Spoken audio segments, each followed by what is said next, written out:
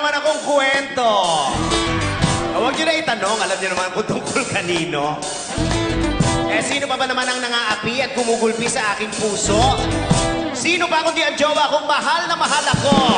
Gulong-gulo, litong-lito ang buhay ng bakla. Nilulunok ang hirap kahit na anong bakla.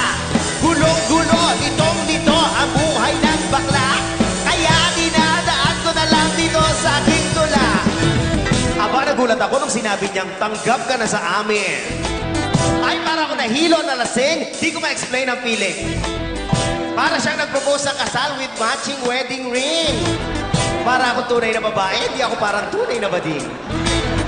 Pero mas nakakaiyak pala na hindi ko alam, ha, na ang pagpapakilala sa pamilya niya, simula pa lang.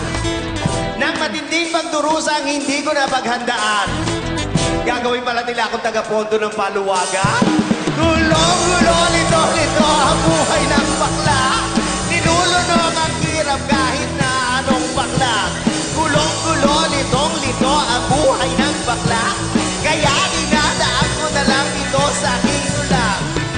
Pinagmalaki ko pa sa mga beki sa buong sampayanan. Pero wala akong kamalay-malay dito sa aking pinasukan. Nung pinakilala ko ng jowa ko sa kanyang mga magulang, gagawin pala akong Hermana Mayor sa pista ng bayan. Bili dito, bili doon. Ginawa kong online shoppingan. Ang credit card ko, gas-gas, halos mabura na yung pangalan. Tapos may request pa siya, dito talaga ako inaliputan. Mag-donate daw ako ng kidney, balubharaw ang kanyang pizza. Gulong-gulo, litong-lito ang buhay ng bakla.